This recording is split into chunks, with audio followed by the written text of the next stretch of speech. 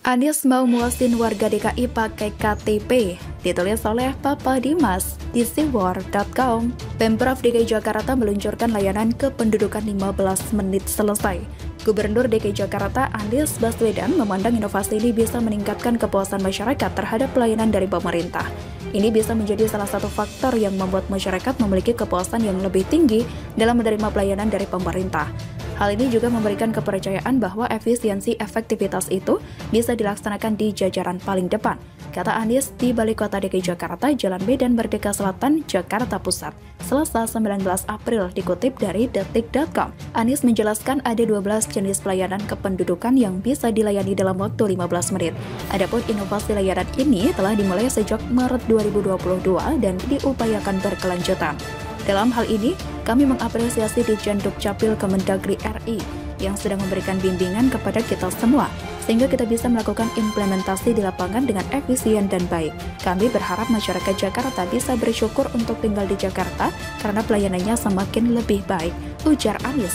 Lalu bagaimana tanggapan netizen warga DKI? Yakin mereka puas. Beberapa netizen di Twitter mengatakan bahwa ini adalah pembohongan publik, karena ternyata teori yang disampaikan Anies kenyataannya tidak sesuai di lapangan. Ada yang komen, puasa-puasa jangan bohong, atau gubernur pembohong, atau ada yang menuduh, iya 15 menit kalau paket pelicin, atau gue bikin kakak setahun gak jadi-jadi, atau yang lebih parah, berkas gue malah hilang gak ketemu.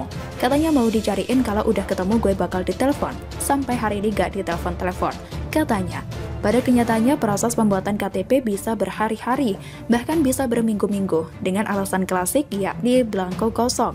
Dinamika pengurusan KTP dan KK memang selalu ada dan itu selalu berulang setiap saat, meskipun sudah berganti pemimpin daerah. Ada juga netizen yang mengatakan bahwa mengurus KTP kalau didampingi Pak Gubernur enak, bisa cepat 15 menit. Pas Pak Gubernurnya pulang, tiba-tiba belangko kosong. Seorang netizen malah berkomentar dengan diplomatis, yang mengatakan bahwa ini sebetulnya program dari pemerintah pusat melalui Kemendagri, dan program itu sudah lama dicanangkan oleh Pak Tito Karnavian.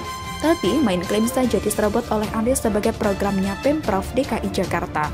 Berarti benar kata Pak Jokowi dulu, akan lebih mudah ngurus Jakarta kalau beliau jadi presiden. Bahkan bukan cuma Jakarta, seluruh Indonesia dengan program dari Kemendagri ini. Komentar netizen satu ini malah lebih pedas. Dia mengatakan bahwa kenapa baru sekarang program ini diluncurkan, kenapa bukan dari pertama kali menjabat, justru di masa akhir jabatan dan sudah dekat dengan masa kampanye Pilpres.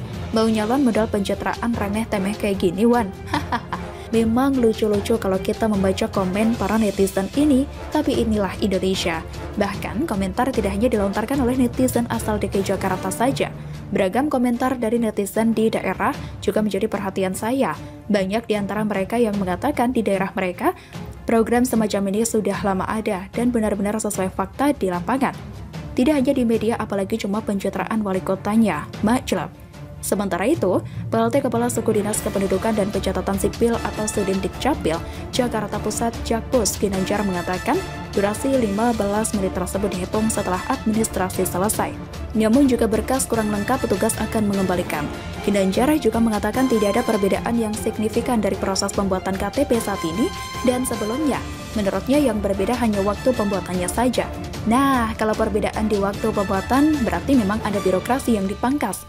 Seharusnya bisa dilakukan sejak dulu dong, kecuali ada alat khusus misalkan mesin cetak yang lebih canggih atau stok belangko melimpah. Lah ini kan nggak ada itu, cuma masalah waktu pembuatannya. Lalu kemana saja waktu pembuatan yang selama ini bikin lama? Apa alasannya? Kok tiba-tiba bisa hilang? Kok bisa dipangkas? Kok nggak dari dulu? Akhirnya timbul beragam pertanyaan macam itu, atau jangan-jangan ini menjadi sebuah jawaban pembenar dari kecurigaan para netizen tadi. Semoga saja para petugas tidak mempertahankan jargon zaman Orde Baru. Kalau bisa dipersulit, kenapa dipermudah? Setuju? Begitulah kura-kura.